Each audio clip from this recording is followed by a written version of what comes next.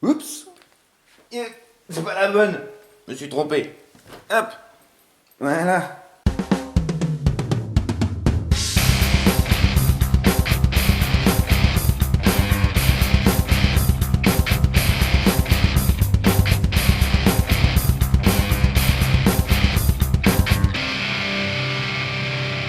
Salut tout le monde et bienvenue aujourd'hui dans cette nouvelle vidéo de présentation de répliques. Aujourd'hui on va s'intéresser au modèle de l'AKS 74UN de chez Meister Arms. Alors je vais déjà commencer cette vidéo par remercier principalement ENL, vu que Meister Arms c'est une des branches de chez ENL.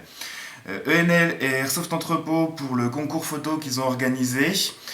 Concours photo qui m'a permis de gagner 50 € de bon d'achat sur la gamme ENL Meister Arms. Bon d'achat que j'ai fait profiter à Chris Adams parce que moi personnellement j'en avais pas réellement besoin. Et donc en gros cet AK est à lui et quand j'aurai fini la vidéo elle partira en Belgique et lui vous en parlera aussi en vidéo. Et avec ses connaissances il vous en parlera sûrement bien mieux que moi. Bref, je vous mets les liens correspondants, tout ça dans la description. Et donc, pour la présentation de cette réplique, on va faire, comme j'ai l'habitude de procéder, une petite partie sur les caractéristiques de la réplique avec un petit comparatif avec la Gen 1 de chez ENL, une partie sur les avantages et les inconvénients, un test de tir pour terminer la vidéo. Donc on commence tout de suite par les caractéristiques. Alors, on va commencer, comme je vous disais, par un petit comparatif entre la version Meister Arms et la version ENL. Sachant que la ENL que j'ai est une Gen 1, génération 1. Maintenant, celles qui sont en vente de la gamme ENL, ce sont les générations 2. Donc il y aura sûrement un peu plus de différence, mais moi je vais comparer avec celle que j'ai, donc avec la Gen 1. Les deux principales différences que vous allez pouvoir retrouver, à savoir que Meister Arms, c'est en gros la branche un peu plus low cost, un peu plus bas de gamme de chez ENL. Les deux principales différences qu'on va retrouver va être déjà au niveau du packaging. ENL ont une boîte très stylée avec aux couleurs de la marque, avec les logos et tout. Meister Arms, c'est une banale boîte en carton avec juste le nom marqué dessus et c'est tout. Principale différence aussi au niveau de l'interne, la ENL a de base un moteur high torque alors que la Meister Arms a de base un moteur tout à fait standard. Apparemment une différence au niveau du traitement de l'anodisation des rails, ça j'ai pas tout à fait compris, j'y connais pas grand chose là-dedans, mais on aurait une meilleure qualité d'anodisation de certaines pièces sur la ENL par rapport à la Meister Arms. Et autre différence, là pareil que j'ai pas très bien compris, c'est qu'apparemment sur la Meister Arms le sélecteur de tir ne serait pas en acier mais en alliage de zinc il me semble, et j'ai fait un test avec l'aimant, l'aimant réagit très bien sur le sélecteur de tir de la Meister Arms, donc ça prouve bien que si c'est pas de l'acier, c'est au moins un alliage ferreux, donc j'ai pas tellement compris là-dessus. Bref, c'est à peu près tout ce qu'on a là-dessus. La principale grosse différence étant donc le moteur high torque sur la ENL et le moteur standard sur la Meister Arms. Donc, intéressons-nous plus particulièrement à la gamme Meister Arms. Donc, une réplique qui fonctionne ici en AEG, réplique électrique à batterie. Au niveau du contenu de la boîte pour la Meister Arms, il n'y a pas, à peu près comme la ENL, différentes notices d'utilisation et tout ça. La réplique, chargeur plastique mid-cap environ 110-120 coups. Et c'est à peu près tout.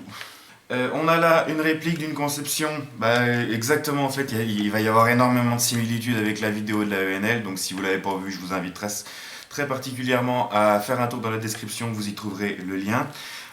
Conception acier et bois principalement, donc tout ce qui doit être en acier est en acier, tout ce qui est en bois est en bois, et la poignée comme sur la vraie est en plastique / bakélite / ABS / plastique encore une fois, et le chargeur comme le reste est en plastique lui aussi. Au niveau de son poids, on est à 3050 grammes, donc un petit peu plus de 3 kg pour cette bestiole, pour une longueur d'environ 741 mm, crosse dépliée, avec un canon d'environ 290 mm. Crosse donc comme sur l'autre qu'on plie avec le bouton présent ici, hop, qu'on vient clipser sur le crochet ici. Voilà, pour l'enlever, pour l'ouvrir, il suffit de tirer le crochet, d'ouvrir, et c'est tout bon. Comme tous les types AK, le hop-up est réglable. Le hop-up, c'est la petite molette qui se trouve derrière la fenêtre d'éjection, qu'il faut faire varier d'arrière en avant pour faire varier le réglage du hop-up. D'ailleurs,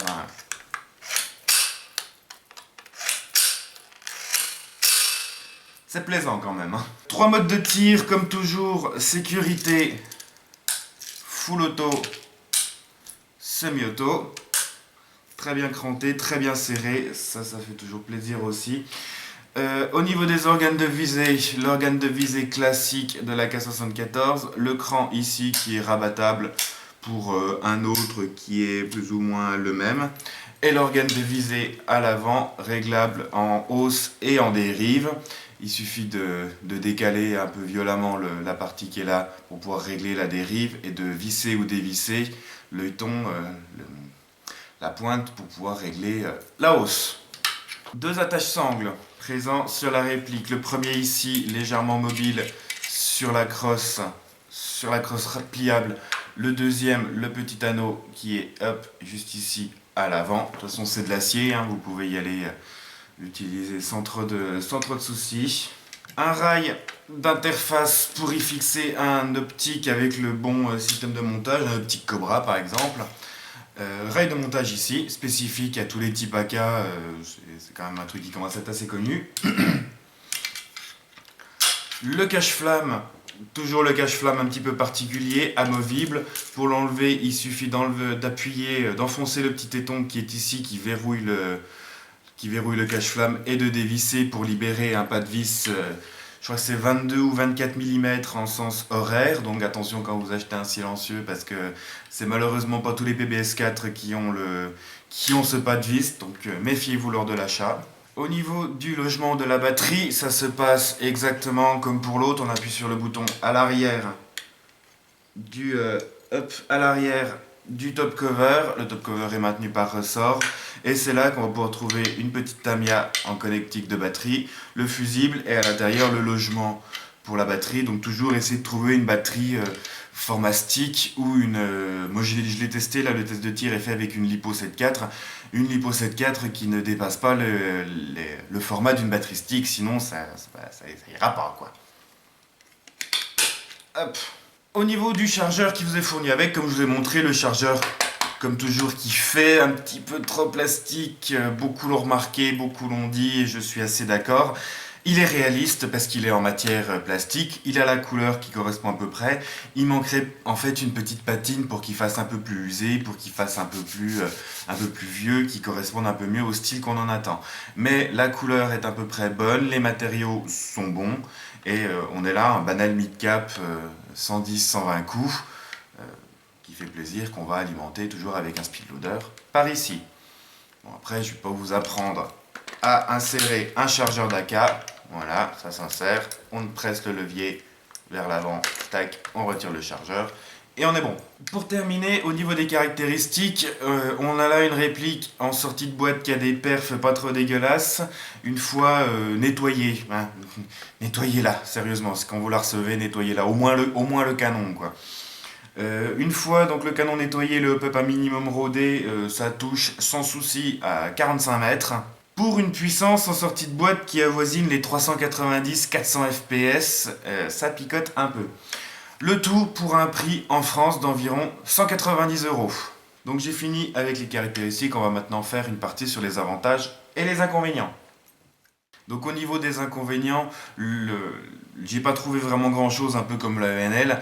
Les seuls soucis que j'ai trouvés va être toujours au niveau des chargeurs, dont la compatibilité est un petit peu bizarre.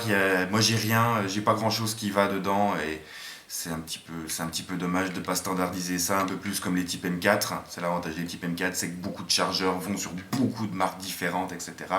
Là c'est pas forcément le cas, c'est pas toujours très top. Et l'autre, toujours le demi-point faible qu'on a, c'est la puissance, à peu près 400 fps en sortie de boîte. Ça picote quand même un peu, mais comme toujours, c'est pas notre marché. Donc un petit downgrade, et puis ça ira beaucoup mieux. Au niveau Des avantages. Les avantages en sortie de boîte et des perfs qui sont quand même vraiment pas dégueulasses. Ça touche largement à plus de 45 mètres en sortie de boîte.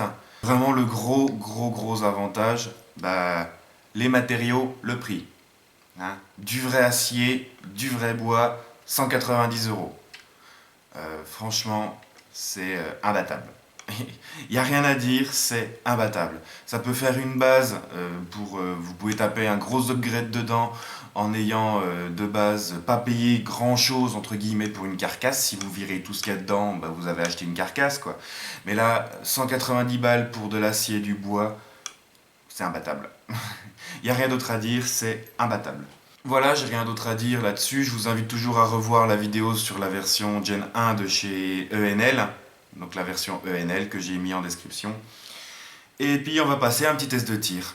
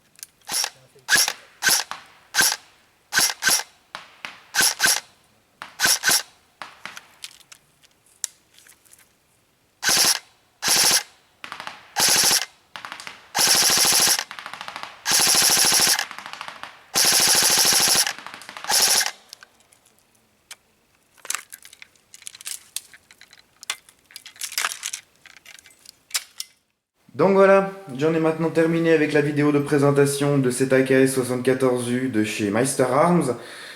Pour la conclusion personnelle, je ne rajouterai rien d'autre, tout simplement parce qu'elle sera au mot près la même chose que j'ai dit pour la version ENL. Donc voilà, tout simplement dire que moi j'adore cette gamme d'AK, j'en suis vraiment super fan. Donc j'ai rien d'autre à dire de plus. Donc voilà. La vidéo touche maintenant à son terme. Si vous avez des questions, des remarques ou des commentaires à faire, n'hésitez pas à le faire dans l'espace commentaire de la vidéo. N'hésitez pas à liker, à partager cette vidéo et à vous abonner à ma chaîne si ce n'est pas déjà fait. Sur ce, je vous dis encore une fois merci d'avoir regardé. Salut, Airsoft est bien et à la prochaine!